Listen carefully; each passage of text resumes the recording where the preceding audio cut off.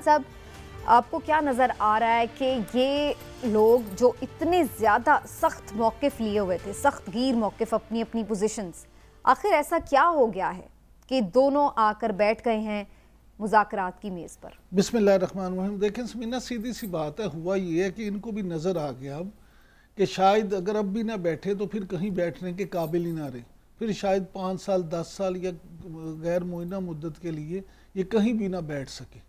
फिर शायद इन्हें बैठने के लिए भी तहरीक चलानी पड़े कि किसी तरह से ऐसे हालात बन जाए कि हम जाके असम्बलियों में बैठ सकें। इसलिए इन्होंने ये सोचा है कि चलो आपस में बैठ के इस मामले को हल कर दिया जाए, और ये बड़ी अच्छी बात है, खुश आइंदा। हम तो हमेशा से कहते हैं कि बैठें, अपनी अपनी अना से निकलें, जो आपने अना के खोल अपने ऊपर चढ़ा रखे हैं उनको तोड़ दें और बाहर आके उनसे निकल के हकीकत का सामना करें। ये अब बैठ गए हैं, लेकिन क्या इस बैठने का फ़ायदा भी होगा? तो हमें उम्मीद तो ये रखनी चाहिए कि ज़रूर फ़ायदा होगा, लेकिन बज़ाहिर जो हालात है उसमें लगता नहीं है कि फ़ायदा हो। हमारे जो वाकफ़ान हाल हैं उनका ये कहना है, वज़ीर आज़म हाउस से जो हमारे वाकफ़ान हाल हैं उन्होंने ये कहा कि जी एक तजवीज़ ये दी है हुकूमत की तरफ से आज के मुज़ाकरात में। उन्होंने कहा कि जी हम ऐसा करते हैं कि बजट के बाद हम कौमी असम्बली से रिज़ाइन कर देते हैं।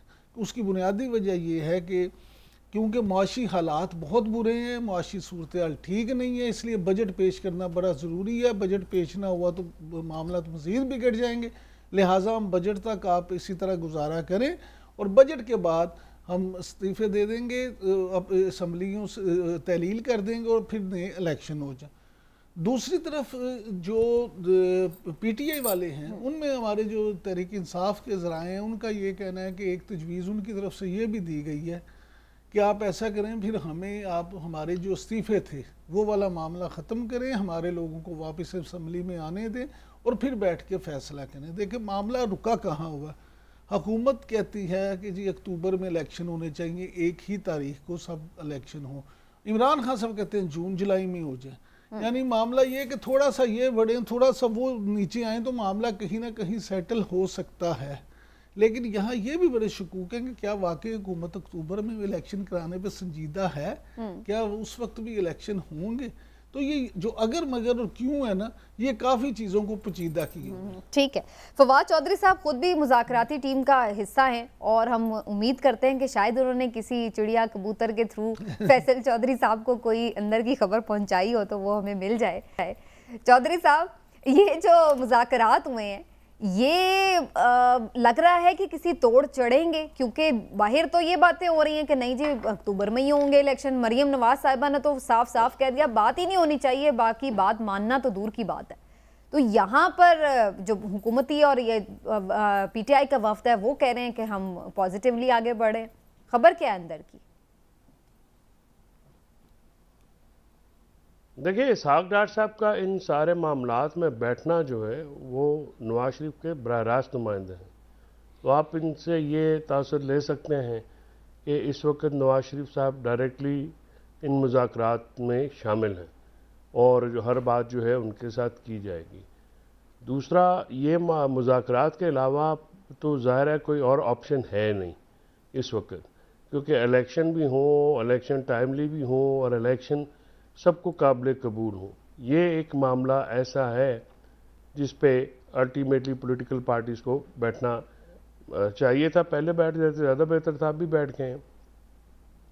मुज़ाकरात से हमेशा अच्छी चीज़ें निकलती हैं। बात तो आपकी ठीक है चौधरी साहब, लेकिन ऐसा क्या हो गया? क्या ये जो सुप्रीम कोर्ट के दबाव की वजह से आप देखें चौधरी साहब, ये चौधरी इसको भी जरा बताएं ना, ये क्या सुप्रीम कोर्ट के दबाव की? हेलो, आवाज आ रही चौधरी साहब?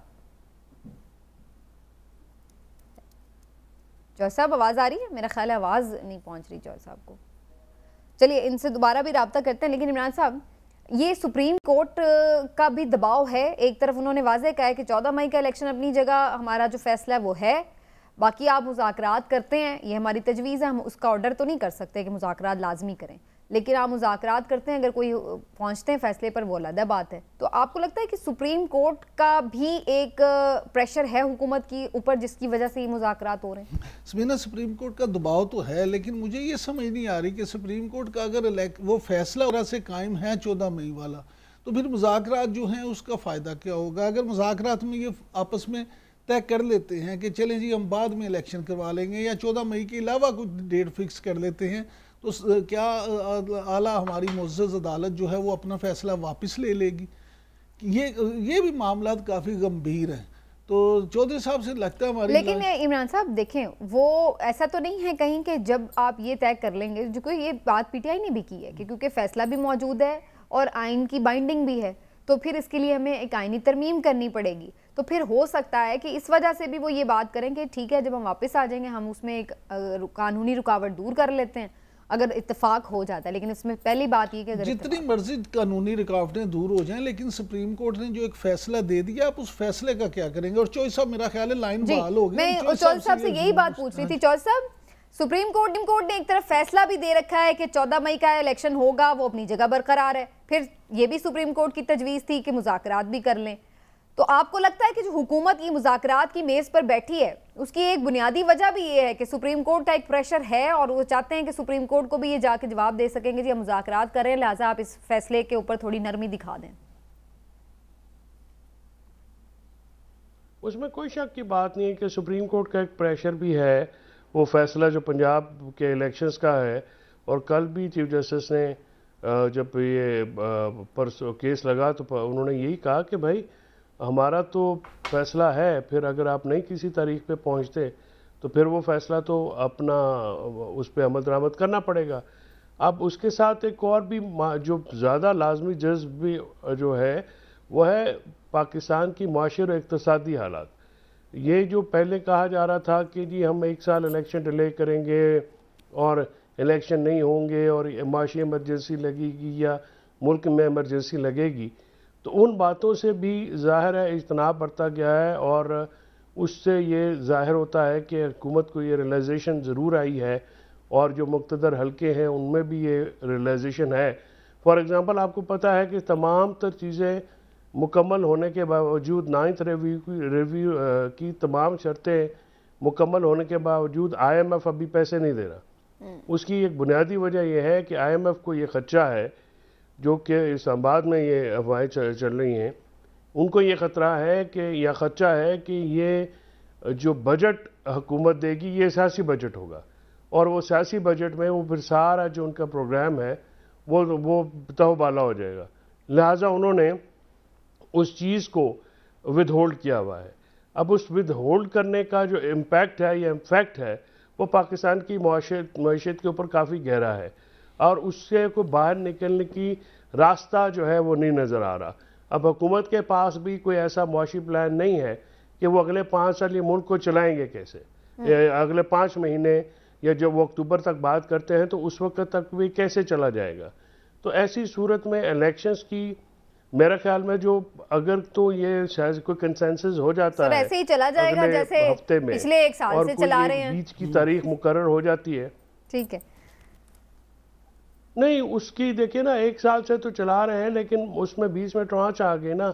अब अगले साल 30 जून के बाद आपको $25 बिलियन देना है दुनिया को, तो वो एक बहुत बड़ा प्रॉब्लम है कि उसकी वो कैसे आएगी, ट्रेड पॉलिसी क्या होगी, पाकिस्तान की मुआशी अहदाफ क्या हैं, क्या वो कर पाएंगे नहीं कर पाएंगे, क्योंकि जो अनस्टेबल गवर्नमेंट है, जो पॉलिटिकल गवर्नमेंट की स्टेबिलिटी नहीं है, वो भी एक बहुत बड़ा मसला है, रखना है इस सारे मामले में। तो पाकिस्तान को चैलेंजेस जो अभी हैं इनसे बहुत बड़े चैलेंजेस का सामना अभी करना है जो कि आने वाले 50-60 दिनों में आपके सामने होंगे। तो उसको कैसे जो है वो मुकम्मल किया जाएगा। ठीक हो गया।